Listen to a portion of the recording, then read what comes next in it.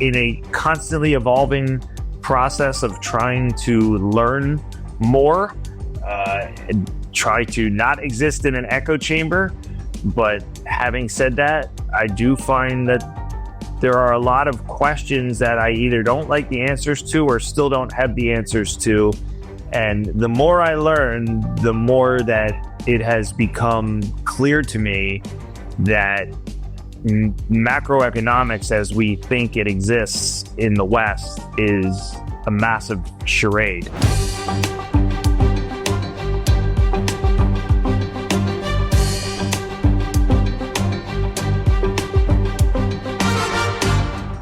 This is Little by Little with Andy Schechtman. All right, everybody, welcome back to another episode of Little by Little. I got with me one of my favorite people in the world. In fact, there is no one better to follow in terms of reading what's going on. Most people don't read anymore. I do, and Chris is my go-to source for information in terms of entertainment, in terms of information, in terms of cutting out the fat and the bullshit. There's no one better than Chris Irons of Quoth the Raven. Chris, how you doing, buddy? Thanks for coming on, brother. What's up? How are you? It's good to see you, man. I'm really good. For people who don't know, Chris has been writing Quoth the Raven. It's a Substack, as far as I can tell. And doing my research, he's been doing it since 2013. And so he's been doing it for a long time, but there are very few people I've ever read who cut through everything in such a logical manner, and his pieces are never more than 1 or 2 pages long. You can read it, you can digest it, and it sticks with you. From the very first time that I started reading you, Chris, I just adore everything you write and read everything you put out, including what you sent out this morning, which I will talk with you about here in just a few minutes. But tell me about your past, first and foremost, because, you know, I read somewhere you call yourself an 18-year overnight success story. And when I listen to you, when I speak with you, when I read your stuff, you're not the ordinary guy talking about finance. You're much more than that. Tell me a little bit about your past and what was it that encouraged your curiosity about finance and led you to where you are? Well, I was always interested in finance growing up. Like when I was in high school, you know, you learn very early in life that money makes the world go round. And then when I was, you know, in my teens, started to work a couple of little jobs and earn a little bit, and then just became naturally interested in markets and really, you know, in gambling in general. I started betting on sports when I was 18 years old, back before it was legal. You had to use offshore bookies and stuff. And, but I was always interested in, you know, kind of the turning a quick buck part of it. And I was fascinated by the stock market for the same reason, because of the numbers. I would open the newspaper back when you had to look at the newspaper to get a stock quote. And I was looking at all of this shit on these pages, and I didn't know what any of it meant. But you see a million ticker symbols. You see, you know, the last price that they traded at, what they did for the day. You know, you look at the volume, they would have the advancers and decliners lists and all those things. And I didn't have any idea what it meant, but I liked looking at the data the same way I like looking at the back of baseball cards. You know, show me a guy for 10 years, show me his batting average over 10 years, where, you know, the seasons he had the most hits, the seasons that he had the best on base percentage. I liked the numbers part of it. And then, you know, I went to university as a computer science major, and very promptly left that major maybe the first month I was in it, when, you know, I showed up for a 9 a.m. programming class hungover in my pajamas after crushing beer cans on my forehead the night prior, and walked into a room full of, you know, like half Indian, half Asian geniuses who were finishing their final project before class had even started on week 1 of the class. And I was like, you know what? Like, there is a difference in the work ethic that I'm willing to put in here in college with the rest of these people. I like the logic problems part of it, and you know, the troubleshooting part of it, but I didn't have the patience for programming. So I was a lit major in college. I transferred to being an English major, hence the writing. Always did very well with like reading and writing comprehension, and was always a passion of mine. I was always a reader. My mother worked in a library, so I was always encouraged to read. And I learned about the markets basically by getting my dick punched in anytime I tried to make any type of investment. And so, I learned about stocks by losing money. I learned about options by losing money. I learned about Forex by losing money, and just really was self-taught in what was a, decades long grueling path through the monetary meat grinder for me. But ultimately, I started to learn more about, markets, and started to learn a little bit more about investing. Back in the day, you still had my first broker was at an AG Edwards. When I was 18, you had to walk in, and I walked in with cash and tried to hand the broker cash. Like, I'd like to open an account. Like, you have to come back with a fucking check. I'm like, all right, my bad. Like, I don't know how this works, but and then Scottrade came around. I remember it was like one of the first online brokerages, and then I opened an online account, and that's where I proceeded to just put my money in and get torched over and over and over again. So eventually I left college. I went to graduate school, took like a business program in grad school. I was bartending for a living and just kind of investing on my own, where I found a startup company that I really liked, did a ton of research on, that I eventually, bet on with my personal capital, and ultimately lost. But in the process, wound up landing a job with them as an investor relations professional. And then through the course of doing that, started to learn how to work with securities lawyers, started to learn a lot about public reporting, about, what the standards were for SEC reporting, helping write, annual filings, earnings releases. I mean, we had a small team of like 30 people basically at this company. And so I was involved in everything. We worked at a chemical plant. So like one day I'd be out like cleaning up the oil skids, and the next day I'd be in talking to investors on the phone and writing an earnings press release. So through that, I learned a lot of the intricacies of public reporting. Our company had a proprietary process that everybody felt was fraudulent, but wasn't, because it sounded too good to be true. And so I spent a lot of time helping defend the company against allegations of fraud and, short sellers and people who were very critical of what the company did. But ultimately, the company did wind up going under.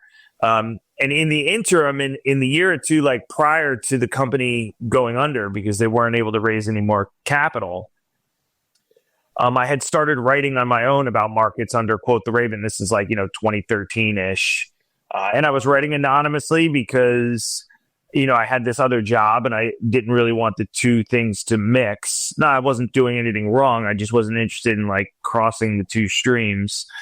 And also this company I was so excited about that I was taking my pay in stock, a lot of my pay in stock. And so by writing on the side, I was earning a little bit of cash and I was making some beer money so I could, pay the rent, whatever. And then as that kind of ended up, I started reading a lot of critical research by activist short sellers. This is during the Chinese reverse takeover scam period. So people like Muddy Waters were just starting to come out with their research. Guys like Geo Investing, Alfred Little, John Carnes. And I remember reading that stuff and being surprised that there was so much blatant fraud, not like, hey, we mess with the numbers a little bit, like fraud, like, hey, the fucking factory that we claim to have doesn't exist, fraud. I learned a lot of lessons about what auditors conveniently ignore, what, listing exchanges will conveniently ignore if you pay their fees. I was impressed by the insane level of due diligence, which is the stuff I thought the sell side analysts should have been doing at that point, but later learned that they weren't.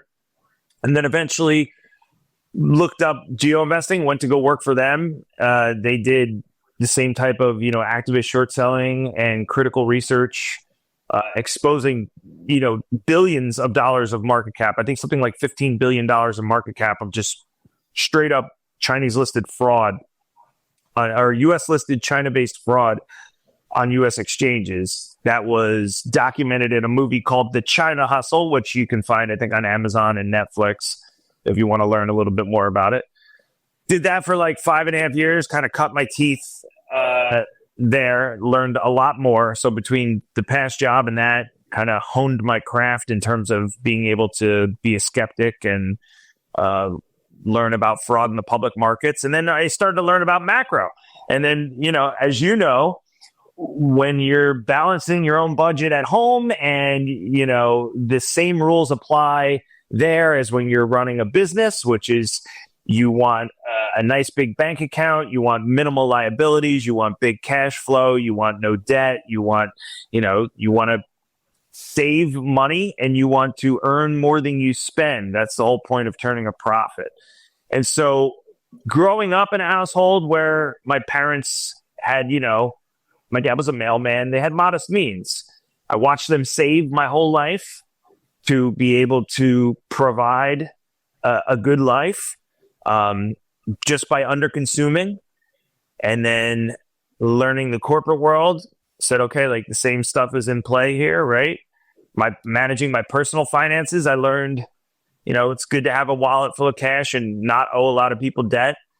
But then when I started learning about macroeconomics coming out of that, I was like, wait a second, like, why are all the economic rules supposedly different? My company here just shut down because we ran out of money. We were a loss-making company that had great growth potential if we were able to flip the switch to profitability. But ultimately, we had to wrap the thing up because we couldn't access capital. And no matter how good the story was, nobody cared.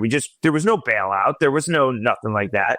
So then when I started learning about macro, and you start learning about, the Austrian school versus this modern monetary theory lunacy and the Keynesian shit, you're like, oh my God, like, then you start asking questions like, okay, well, what causes the basic economic rules, Econ 101, to cease to exist at the sovereign level? Why is that? Why is it that, we could, if our nation was a business and we ran the nation's finances as a private corporation, it would instantly be bankrupt. It wouldn't be able to get a loan. It wouldn't be able to get dick. So then I started to learn about macro and again, had another holy shit moment like I did when I discovered that auditors don't really audit that much and the exchanges don't care, and realized, well, either I'm missing something huge or the central banking model and fractional reserve model worldwide is one of the greatest Ponzi schemes and long cons ever run in history. And so that was about 2018. I started to realize that. I became, like a Peter Schiff disciple. I was a libertarian prior to that, so I knew a little bit about the Austrian school too. Dove a lot deeper into that, realized that, despite a lot of these Austrians getting things right, they weren't getting any media time. And so I started my own podcast in 2018, specifically to hear perspectives from people like Peter Schiff, Bill Fleckenstein, all these Austrian people in our industry. And since, I kind of started the podcast as a cathartic, learning experience for myself, I never expected it to really catch on, to be honest with you, but it's done decently. It's, approaching, I think, 10 million total listens since 2018. And then I just started writing a column a couple years ago on Substack as well. And so that is kind of my outlet. I'm, in a constantly evolving process of trying to learn more, try to not exist in an echo chamber. But having said that, I do find that there are a lot of questions that I either don't like the answers to or still don't have the answers to. And the more I learn, the more that it has become clear to me that macroeconomics as we think it exists in the West is a massive charade. And so I've spent most of my days now writing about and talking to people like yourself. I mean, you've been on my podcast a million times, trying to figure out like, okay, like what's next and how is this going to break at some point? And so That's it, man. It's just been 20 years of trying to learn and kind of self-teaching myself. You know, I'm so glad I didn't come up a product of, the finance department at Harvard or, the finance department at Penn, because I think one of the greatest assets people like you and me, and I'm sure a lot of your listeners could have, is the fact that we never went through that indoctrination, the Keynesian school and how it purportedly operates. And so it's very easy for us to look from the outside in with some clarity. And when Peter Schiff's debating somebody on MSNBC, and Peter Schiff says to this woman, "You don't pay off debt by taking on more debt." And the woman responds, "Well, that's just fundamentally not true." It's easier for people like us to look at that from the outside in and say, you know what? Something's wrong here. These people, they're not going to be able to unfuck their brains at this point. And so that's where I am from the outside looking in. And I'm just trying to do shit like this, talk to people like you, and continue to learn. And that's it, man. We'll all be dead soon. So, and we will have less to worry about at that point. Well, I hope people can understand just from this first answer what it is that I find so amazingly interesting about you, Chris.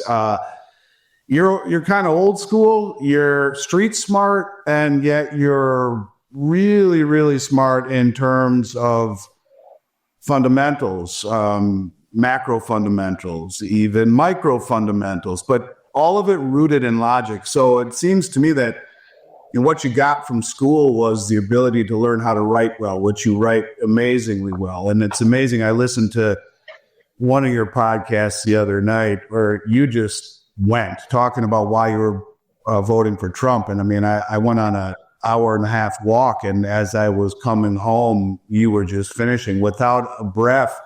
You have so much info up in your brain, but it seems to me all of that was a function of self-learning, self-teaching, motivation. What does that say to you right now? Or how do you think about school right now, like college? Is it worthwhile for kids to go to college, or would it be better to give my 17-year-old daughter buy her a Jimmy John franchise in downtown Philly and live a new life? I mean, what's your take on that? Well, I'll just say at first, like, it's cool to hear you say that, because that's what I do. Like, I was just listening to your Kitco the other day, the interview you just did with what's her name, Daniela. Michelle McCory. I'm sorry, I got her mixed up with Daniela Cambone. Both very attractive women, I think, is where they're crossing streams in my brain. But I was doing the same thing. I just go out and I was just listening to that. So not trying to, sit here and have a, circle jerk with you, but it's cool to hear you say that. And I feel the same way. I think, it's really been laid bare here over the last year or so, the rot inside of academia, like putting aside like the moral hazard of paying off student loans and all the like financial implications of the way that the university system runs. I mean, what did we find out over the last year, right? Like, we found out that after October 7th, you essentially have, a lot of these students now on college campuses, I don't want to say, like, terrorizing, the Jewish factions of their student body to such an extent that a lot of the donors to these schools were pulling their money. And then when, these university presidents were trying to be held accountable for it, and they were, hauled in front of Congress at one point. I don't know if it was because of this or because of I think it was because of this issue, but you had the plagiarism issue also. That they really weren't able to take either a mea culpa or provide any substantive reasoning for allowing this stuff to continue. Universities push a litany of terrible ideas, is what I believe, and so it's unsurprising to me to see somebody like Claudine Gay at Harvard has plagiarized her way through academia. And we've seen similar claims, too. I saw one the other day that Kamala Harris had. Sorry about that. That's okay. Okay. Knock it out. Okay, go ahead. So one the other day that Kamala Harris had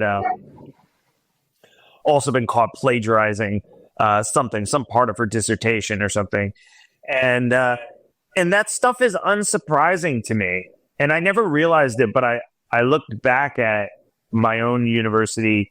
You said, "Oh, college made you a great writer," and it's like, well, we didn't really do. It wasn't like we were sitting there working on like the APA style manual and how to where to properly use a semicolon. Like when you're an English major in university, you come up taking all these bullshit postmodern deconstructionism fucking classes.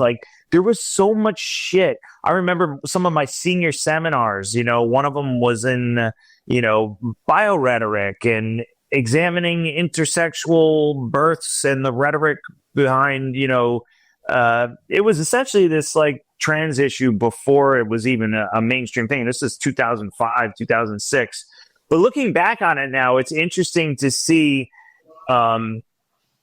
It's interesting to see what universities are producing. They're producing students that, come out and are advocating for socialism and are advocating for communism and are advocating for modern monetary theory. And, these are all just terrible ideas at their core, but when they're wrapped up in very complex sounding academic jargon and then served to the public by somebody with a fucking anthropology PhD, which is supposed to mean something, but, what is it really? I mean, you're examining, to the millionth microscopic degree, the way some guy scratches his ass somewhere. And from that, you derive, all these insane conclusions about, how we're going to create utopia for all of society. When you take bad ideas and you dress them up in faux intellectual jargon, the public who is incapable of critical thinking becomes very impressed with that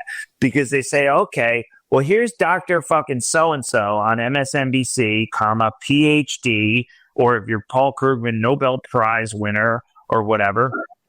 And they're using a lot of big words I don't understand.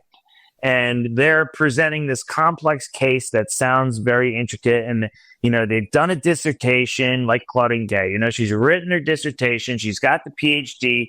She must be the authority. And what we're learning is that doesn't mean anything at all, and actually quite the opposite. You're finding out a lot of these ideas are extremely counterintuitive. They're not even moving in the right direction of intuitive. And, a lot of this ties back in with what we saw with the election last night, in my opinion, because, you had the left, right, which is traditionally your educated, your college educated people, your intellectuals, right, your deep thinkers who really had some huge wins for liberty, for freedom, for diversity, for freedom of speech, for civil liberties back in, the early 2000s, for gay marriage, for, social issues. They really did have some huge wins. But then something happened in 2010-ish, where this complacency in the media, where they just assume mainstream media is always going to be the authority, mixed with these people on the left who believe they have the intellectual and ideological high ground, started to kind of create this unholy alliance together. And then that whole entity, instead of just continuing on the course it was on, figured that, hey, because this is working so well, the solution is we need to keep moving further left.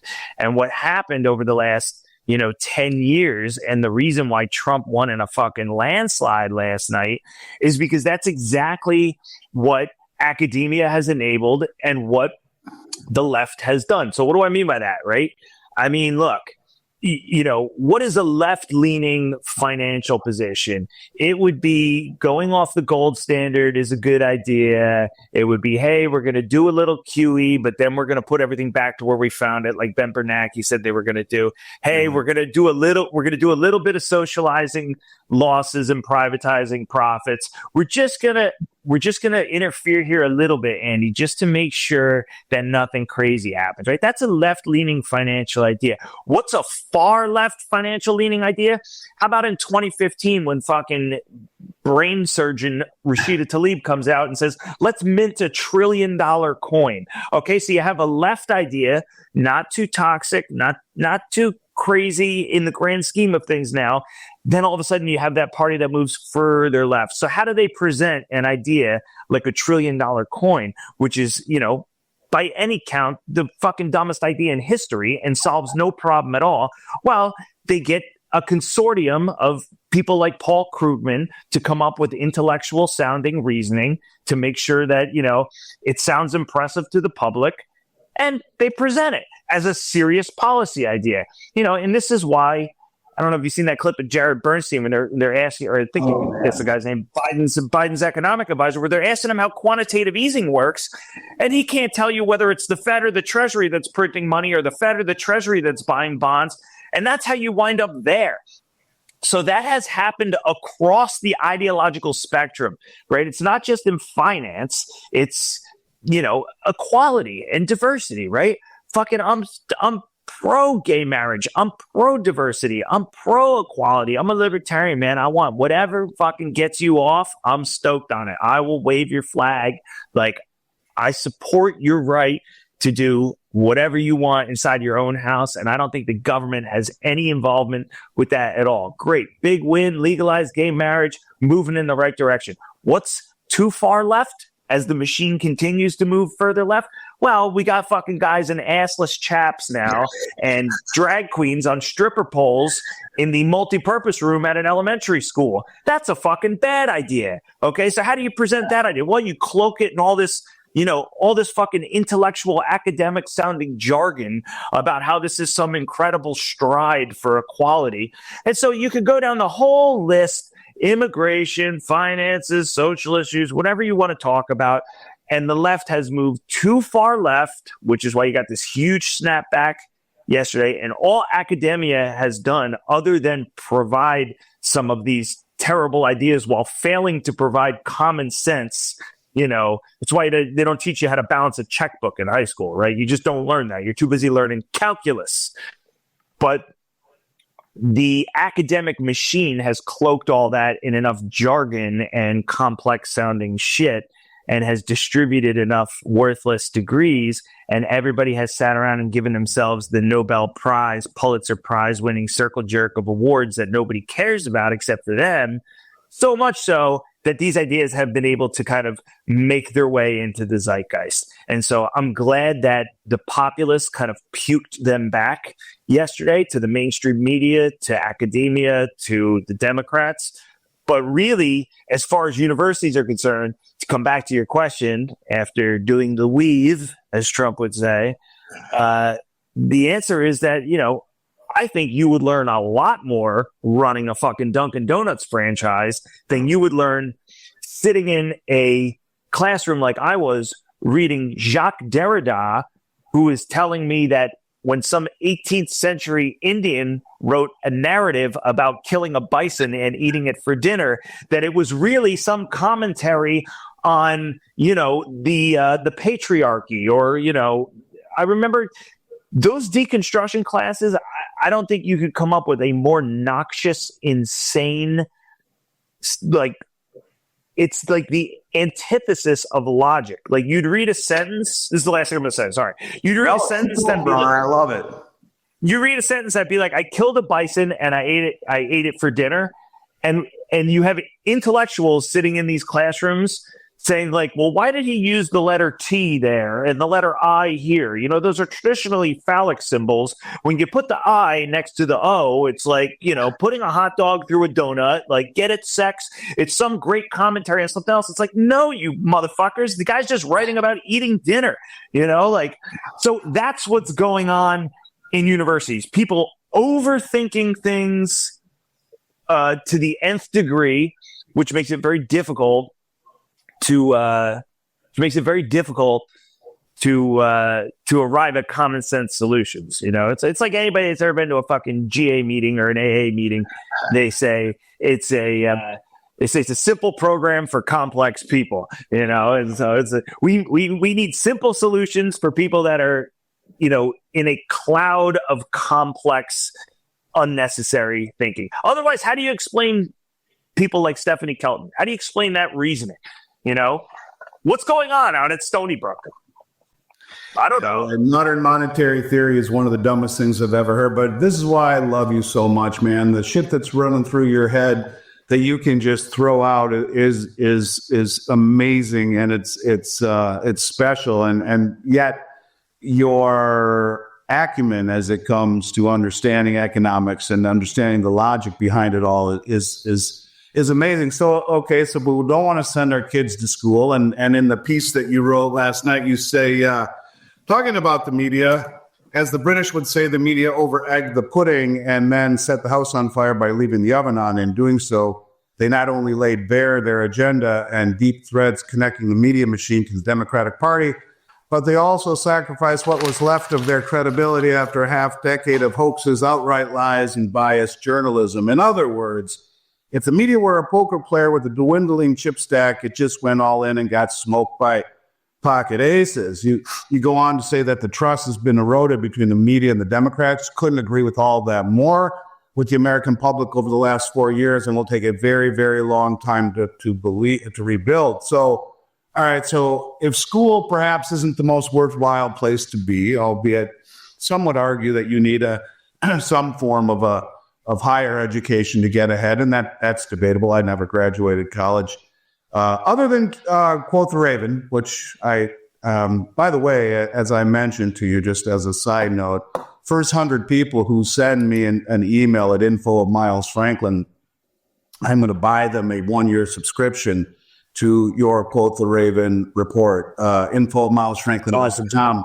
Because it's that good, and people need to listen to you because you bring common sense and a very logical form of common sense, old school, the kind that makes you laugh, yet there's truth in a lot of that humor, which is a real talent, by the way, Chris, to be able to say all this shit in a way that makes people laugh yet think.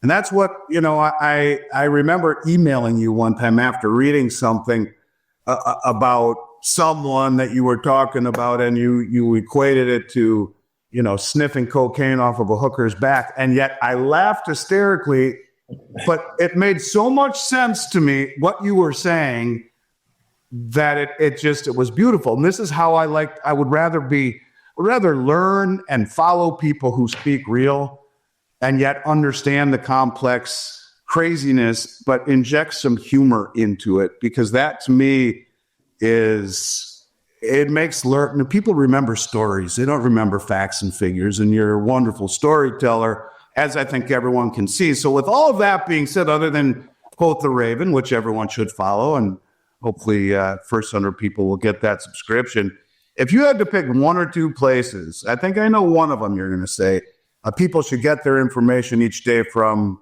what would it be? My guess is you're going to say Zero Hedge, but I don't want to put words in the mouth. What else? Because that's my go-to. If I had one, I always tell people, I had only one form of information. Well, one place I could go would be Zero Hedge. But any other places that you like to go to that sidestep the legacy bullshit media? Well, I like reading Zero Hedge, and you just have to keep in mind that I read a site like that as a counterbalance to everything else that I'm being handed.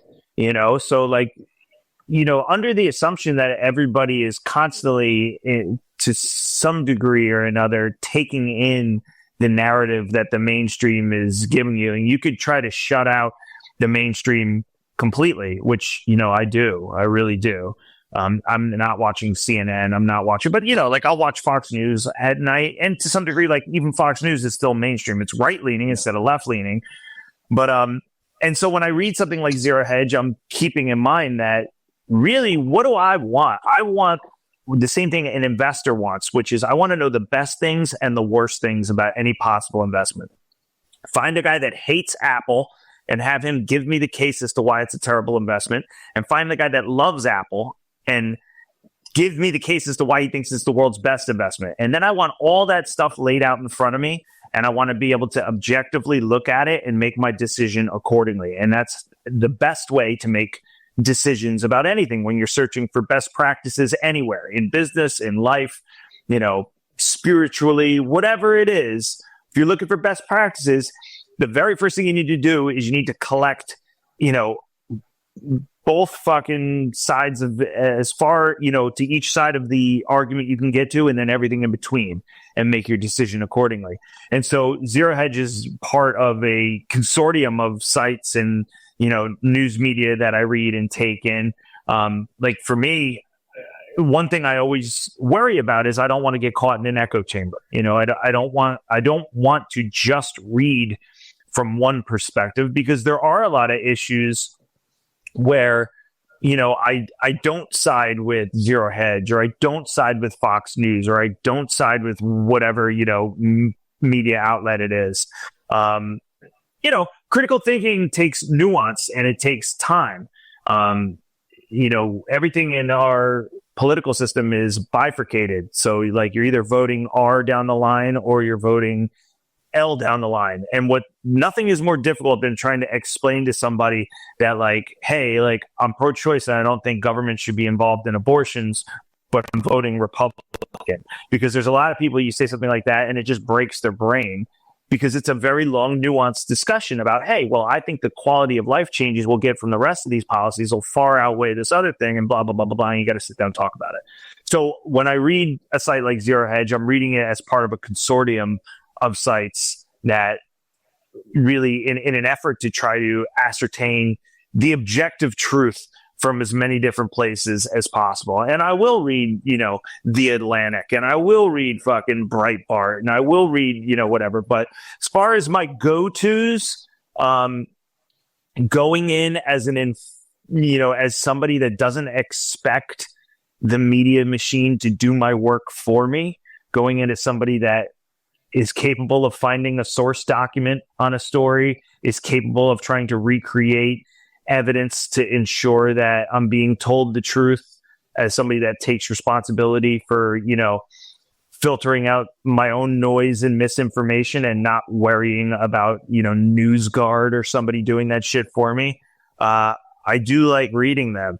And that I'd have to say Zero Hedge is probably my number one. And I say I'm on X a lot too. Like there's certain people that you follow on X that don't even have a bias, that'll just copy paste stuff from like the Bloomberg terminal mixed with, a couple other news sources. You get it the fastest on X. Zero Hedge is pretty close too. They post a lot of shit before the mainstream media does. So there's always stories that are going to be covered by all outlets because they're so big. But I just find that they're way more in tune with reality. And if you're not worried about feelings and you're just worried about facts, I think that's a good resource. I'm constantly citing them in articles and stuff that I write, and their charts and some of their articles are always inspiring me to, opine on different topics. And like I said, I don't always agree with them. So yeah, I just try to keep an open mind and try to think off the top of my head, what's another go-to, but really X. I'm on X reading the news, and I'm on Zero Hedge reading the news a lot. But I do take in, I'm looking at my tabs right now on the computer that I'm open, and I haven't used this computer since a couple of days ago. And so I have a Fox News tab open, I have an X tab open, and I have an MSNBC tab open. So I don't know what I was doing on MSNBC. Maybe I was trying to watch the meltdown from yesterday, but I do try to let everything else come in, and I do the filtering and the decision making myself. I don't rely on somebody else to do that for me. That I believe. No one's going to save you. That's what I've learned from fucking being in the financial industry, from looking at all this fraud take place, from looking at how the macroeconomic global economy works. If there's the the research that I've done on like the short side in markets, the amount of gross negligence and failures I've seen from auditors, the amount of greed and outright fraud I've seen from, CEOs. There's one thing that I've learned, and I learned it back when I opened that first activist short selling report, and I noticed some Chinese company claimed to have a petroleum factory, and the factory didn't even exist. Like I said, it wasn't like they were doing revenue recognition fraud on the fucking accounting statement. It was like they sent somebody to where the factory was supposed to be, and it wasn't fucking there. Those kinds of eye-opening things have just reinforced in me this idea that no one is going to do the work for you and no one is going to save you, and nobody knows better than you. Okay. No amount of degrees, no amount of TV time, no amount of CNBC time, no amount of fucking MSNBC time, no amount of complex jargon, no amount of indignant, explaining that, oh, well, you just don't understand because you see, it's a problem that goes back to whatever, colonization or, the inherent biases that you don't even know you have. They're in there. It's like, that's like one step away from Scientology, like, well, you've got a bunch of thetans on your body and you just don't know it. You don't see it. So trust us. The one thing I've learned is fucking do your own research and make up your own mind. And when you hit a terminus in terms of you find some objective truth to grab hold of, something that can't be debunked, right? Like if I said to you, the sky's blue today, like, 999,000 out of, out of a million people are going to agree with you, right? Like 99.999% of people are going to be like, yes. You find those things that, it's like a shovel when you're digging. You hit something and you can't go any further. You find those terminuses or those termini of undisputable facts, and then you start to make your reasoning from there.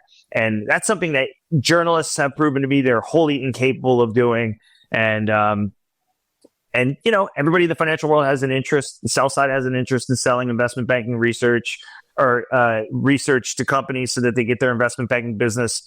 Everybody's got a motivation. So no one is going to save you. Not me, not Andy Scheckman, not fucking Paul Krugman, not Scott Wapner, not Joe Kernan, not Joe Scarborough. Nobody. Do your own fucking work, do your own research, and trust yourself.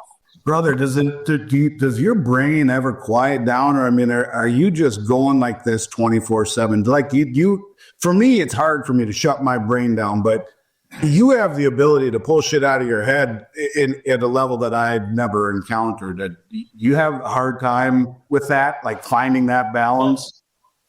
I do pretty well now. I used to be like out of control all the time in terms of just being anxious and constantly like ruminating about these things. And, basically in the territory we're in now where we're talking about it, I'm I was doing a talk the other night. This local Bitcoin group invited me and I was talking to them. Nice, really nice dudes. And when I showed up, I kind of felt insulated and catatonic and in this like nice little, bubble that I keep myself in when I'm not actively discussing it. Because if you think about it too much, it'll drive you nuts. And when I'm out for a jog, I don't want to be fucking worried about the intricacies of monetary policy. I want to just be breathing and be present in the moment. But I do find that once I start talking about it and once the dam breaks a little bit, like it did the other night, which started with me sitting in a chair, hello, nice to be here, here are my thoughts on Bitcoin, and 45 minutes later, I'm out of the chair, I'm sweating, like my throat hurts from talking too much. I was worried when I got there. I'm like, am I going to be able to talk for, do I have anything more than 20 minutes prepared? And like 2.5 hours later, I'm like still doing question and answer. So, yeah, I just have to, there's a lot of shit in my head for sure, but put a lot of work in on myself too, man. I've been going to therapy for 10 years and doing a lot of mental health work on myself so that I can have a decent quality of life when I'm not discussing this stuff, because as fucked up as the whole system is, like, if Kamala Harris had won last night, obviously I would have thought that would have been devastating for the country, but I need to be able to take myself out of that and, go to jujitsu and enjoy myself or read a book about something completely unrelated and lose myself in it. And so spent a lot of time trying to insulate myself a little bit from all of this stuff because it will it will make you crazy if you think about it, and you really can't. There's only so much that you can do, and not to like keep talking about recovery stuff, but that's why the serenity prayer is so wonderful, because it's like, God grant me the serenity to accept the things I cannot change, the courage to change the things I can, and the wisdom to know the difference. And that's it right there. To take the religion, take everything else out of it. That's the whole fucking ball game as far as like life's concerned. So there's a reason that like people in recovery just constantly repeating that over and over. Yeah, well, easier said than done. All right, so I got to do it. Let's see what Donald has to say. And yes, together we will make America great. And so let's talk a little bit about the election, because you are, as I think people can see here right now, you're logical as hell. You see things clearly and pragmatically. For me, it's been the bizarro world that we live in. For me, this election was less about finances, less about what it meant to precious metals, less about, the price of gold. I've had enough of the wokeness. I've had enough of the BLM and the LGBTQ to last me a lifetime, Chris. And I'm thinking maybe we can get back to some form of sanity that allow people to, those that want to go to college are able to get the best jobs based upon merit, not race or color or gender.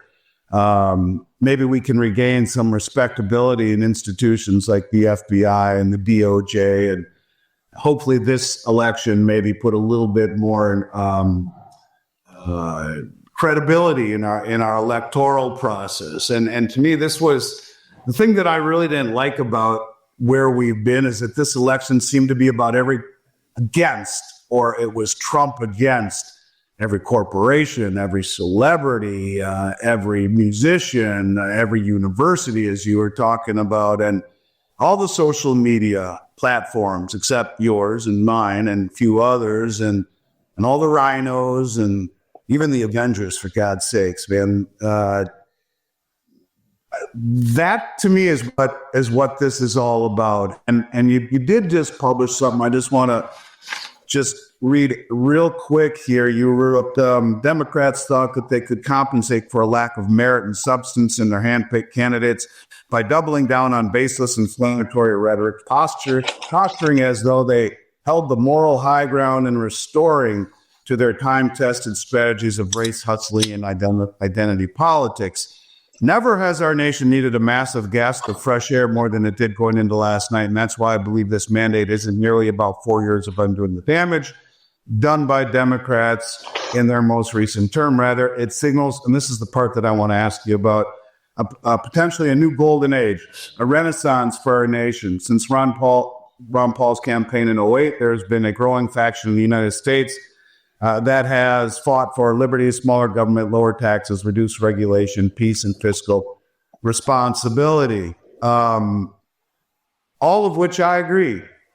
And, to your point, also, it gets old being pessimistic all the time, as I have been for the last 4 years. And I hate it, because I'm not that kind of guy. I mean, I was always kind of the life of the party type of guy, and I don't smile like I used to quite enough, because like you said, you can get really immersed in this shit, and it can start to kind of lose your bearings. Anyway, so let me ask you a good question.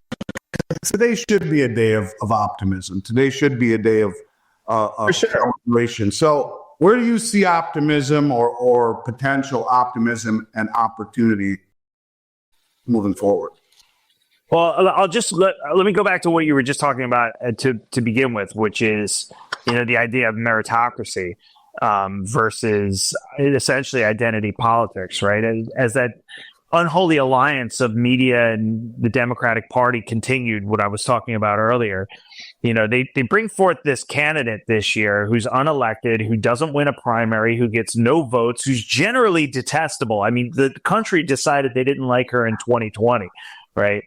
And so she made her way to the vice presidency because Joe Biden admittedly said he wanted to pick a woman of color.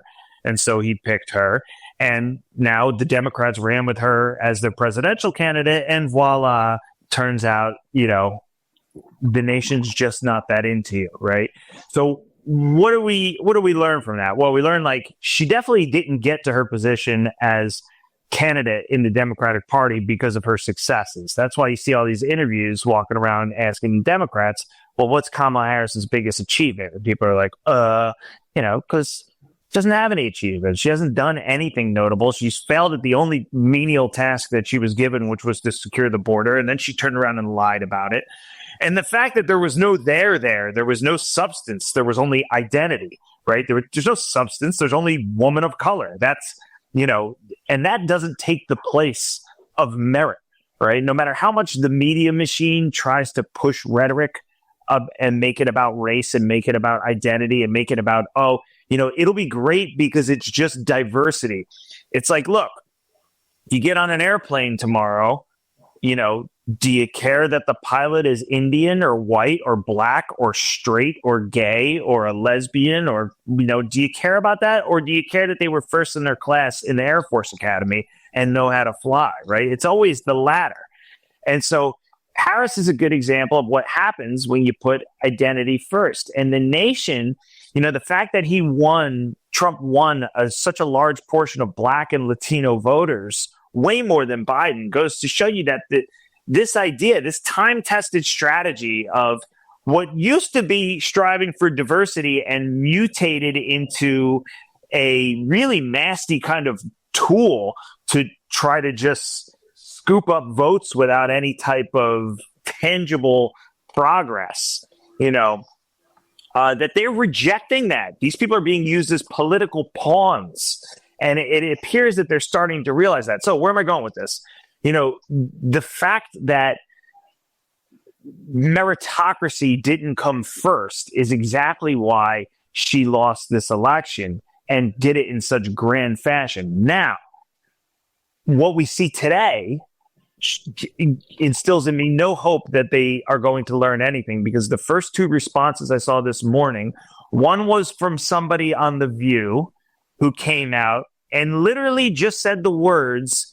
She said, as a woman of color, I really wanted, Harris to be in there. This doesn't have anything to do with policy. That's what she just said. I just watched that right before we did this interview. Now, she's saying it as to kind of bare her heart and soul about the election, but she makes a very stark admission, that like she wanted to see the woman of color when she was disappointed that the woman couldn't win, is what she said.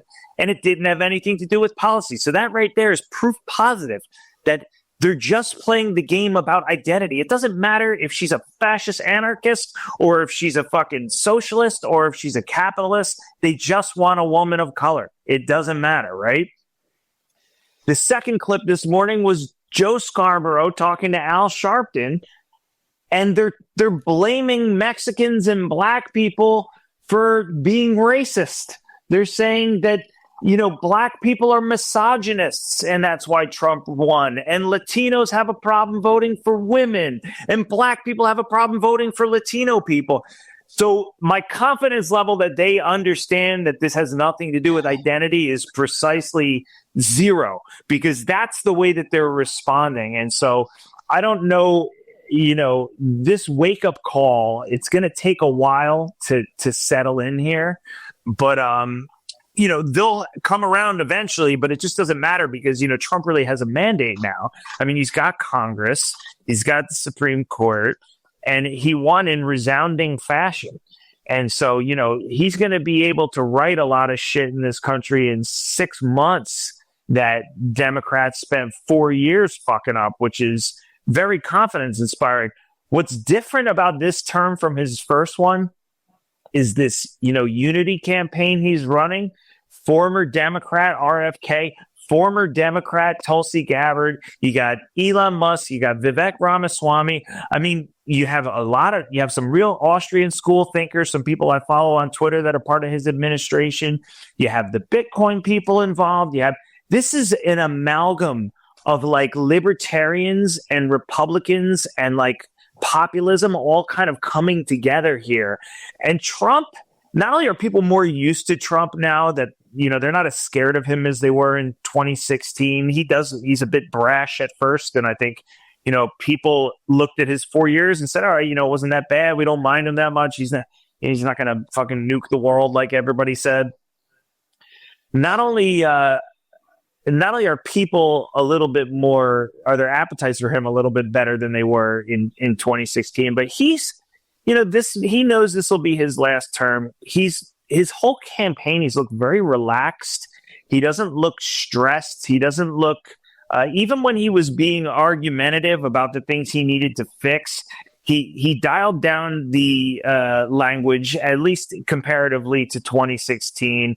And I think that balance and there's a certain stride that he's hitting here where he's kind of gone from caricature of himself in 2016 to really manifesting himself to essentially be like one of the greatest political success stories in American history, which is just crazy. This started to happen after the assassination attempt. I wrote an article called Fearless, and in it I argued, okay, well, why did he get up after he got shot and pump his fist? Well, I think he's got some muscle memory where he recognizes a good PR spot when he sees it from his years in business.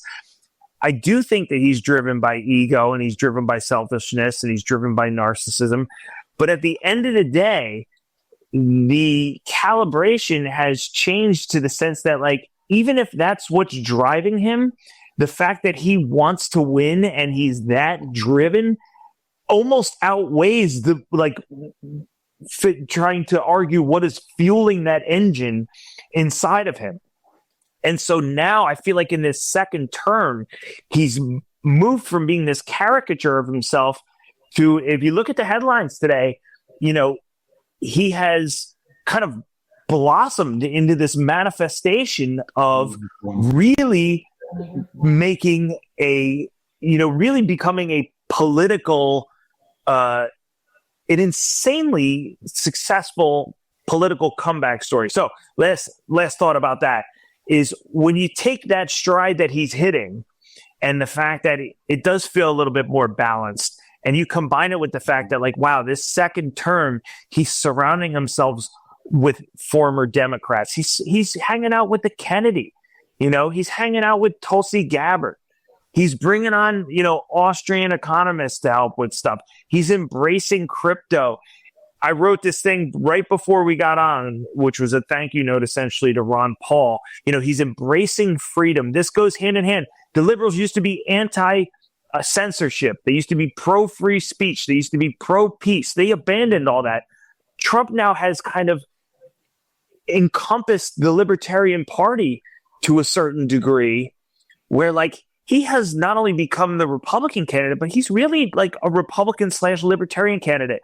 And I think that the change that has been ushered in with this massive landslide victory, not only is it a loss of trust in the media in the Democratic Party, but it is a big, huge breath of liberty that is not going to be able to be unwound quickly, because I think we're going to see success and wins from it over the next 4 years. I think a lot of people feel empowered now in a way that they hadn't over the last 4 years to push for this agenda. And I think that because it's in essence, he's taken part of the Democratic Party too. He's got the right, but he took the center, and he also took the center left, and he also took the libertarians. And so that is a true unity party where you're not going to be able to turn that ship around in 4 years. So the change that he's going to affect here over the next 4 years, that he's already done by what we can see in the election statistics and the way he won, is not something you just turn around in 4 years from now and say, oh, well, we're going back to Republicans are racist, and we're going back to whatever. We're going back to all the radical left positions that they've been pushing. It's over. That shit's over for them. The mainstream media, they have crested the mountain, and they are on their way to irrelevance. The Democratic Party has crested, they've hit their peak, and now they're slowly moving towards less relevant. And those are massive trends. Those are giant, broad sea changes. This isn't a little 4-year fucking trend. So I think that this election could really bring on a decades-long renaissance in the country. And I'm beyond excited about it. I've never been prouder to be an American. I just said that to somebody. I said it to Bobby Kennedy's RFK's son, who I'm friendly with. I just said to him, I've never been prouder to be an American. And it just feels like the culmination of all the things that, us 2008 Ron Paul revolution guys and like the GOP and all the common sense people, it just feels like the culmination of all that stuff has finally manifested in something tangible. And I couldn't be more proud. I couldn't be more excited. I got emotional last night. I cried last night. I mean, it was just wild. Dude, I mean, fuck, God bless you, brother. I mean, I hope everyone is able to see why I like following Chris so much, and I'm so thankful that we're buddies. But more than that, I mean, you are a special guy with a special mind and a special way to communicate and to convey information in a logical, humorous, old school way, the way that you would talk to a guy on the street. All of that is lost. Here you are talking about watching The View. I know it probably makes you want to throw up, but yet you are smart enough to be able to see both sides of the coin and to be able to comment on both sides of the coin. I could do this with you for hours. It makes me want to literally hop on a plane and come to Philly tonight and hang out with you and sit down with a couple of beers and really have some deep conversations. I don't think I really know anyone quite like you. That's why I want people to subscribe to your newsletter. I know you're going to give me a link. We're going to put it down below. I'm buying 100 subscriptions, maybe more. We'll see how many people sign up. More people need to follow you. They need to listen to your kind of logic. I call you an American. I mean, you are. You're a true American. You get it. You're proud to be American. You live in an inner city in Philly, and you're everything about you is American to me. Yet you're one of the brightest, smartest, most articulate people I've ever encountered, and that's why I read and I try and email you almost after every single time I read your stuff, because every single time I do, I'm more and more and more impressed. Just like the one you put out this morning, just like your podcast on why you were voting for Trump. Oh, with that said, Chris, I mean, I don't want to keep you all day because I could, but how do people find you aside from following the link that we'll put down below for people to sign up and to let us know at info Miles Franklin, and we'll make sure we'll pay for those subscriptions. But what's the best way for people to follow your work on X and on your Substack? That's it, man. I'll send you a link. I publish to my blog usually like 5-6 days a week. So usually I write like 1 or 2 columns a week, and I also curate content from, friends of mine and people that I find interesting, and various think tanks that I find interesting when there's content that they put out that I like. So that's really probably the best way to do it. On X, I'm at QTR Research, but I'm not on X a ton. I'm mostly on there reading. I'm not posting a whole lot, but did post some stuff today. And that's it, man. You can find me on my Substack. You can shoot me a message or whatever. But, I'm just... Great. One last question. One last, sure. You think that your article about Joe Rogan and Trump had anything to do with him going on? Because I read it and I'm like, damn, that makes good sense. I think, I actually wrote an article about it last year. And at the end of 2023, and I predicted that Rogan would interview Trump. And my argument was simple. I mean, at the time, he hadn't embraced it at all. And you got to remember, back in 2023, Rogan wasn't hanging out with Trump. He was still kind of he was supporting Bobby Kennedy. There was no, the whole coalition and Tucker and Tulsi and Elon, none of that stuff existed. And so it was kind of the prevailing sentiment was that he would not interview Donald Trump. And he had said that many times. But I just realized, like you said, fundamentals. I just realized you have 2 people that are just so extremely consequential. One's the top media enterprise in the world, and the other one's the most talked about name in media, running for the position of the most powerful person in the world. And that eventually those streams they just have to cross. It just doesn't matter. It just, that interview was a preordained it had to happen, whether either one of them wanted it or not. It was like one of those things. Interestingly, as we got closer here, nobody was really talking about the prospect of that until, and this could just be a coincidence, so I don't want to give myself credit, but like I did write an article called Joe Rogan has 25 days left to interview Donald Trump. That's the one I'm talking about. And that day, that article went viral. It got published on Zero Hedge. It got like a couple 100,000 views. And it was literally like that night that Trump or somebody else first alluded to, oh, maybe they would consider it, or Joe Rogan did say maybe. So I don't really know if I had any. When I read that article, I thought, God, that's coincidental, man. Well, maybe your following is bigger than you think. And as far as I'm concerned, you ought to have a platform like Joe Rogan. More people need to listen to common sense from an old school guy who gets it like you, Chris. And I'm proud to call you a friend. I don't need a big platform, like Rogan said at one point, and this was one of the things that I heard before I started my own podcast. He was talking to somebody early on during his podcast, and he said, you don't have to be everything to everyone. You just need to be something to someone, something to that effect, and that's what I was thinking when I started my podcast.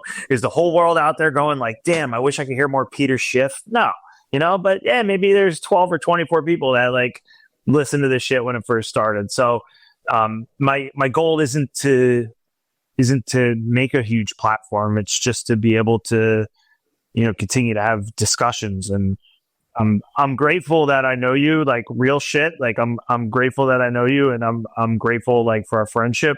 And there's just been certain people along the way over the last 5-6 years that there's people I've talked to that I've never had back on the podcast, and there's people that I've talked to that I text regularly and I stay in touch with. And I know I could call at any time if I wanted to talk about anything. And you're one of those people. It's like you and Larry Lepard and like a couple other people were just like, man, and it's enriching to know you, like not only are we aligned on things, and not only do I love your content and love listening to your interviews, but it feels like a mutually enriching relationship just to be able to talk to you. We have a mutual respect, which I really like. It is, brother. And that nothing makes me happier.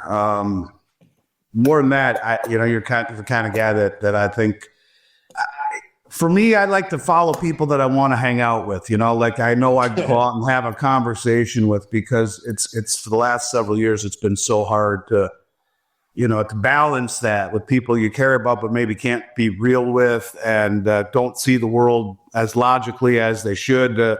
Very few people have their blinders off the way you do. So, Chris, I want to thank you, brother, for coming on. I hope to do it again with you. I always love coming on your show. Again, everyone, go to this link that's going to be posted down below. I'm going to buy at least the first 100 subscriptions.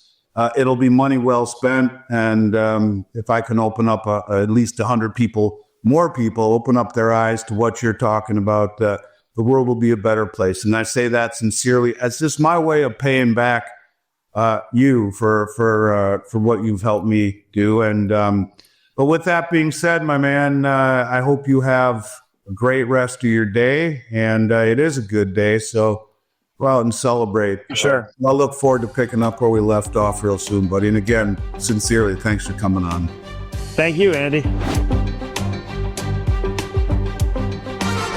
Little by Little with Andy Schechtman.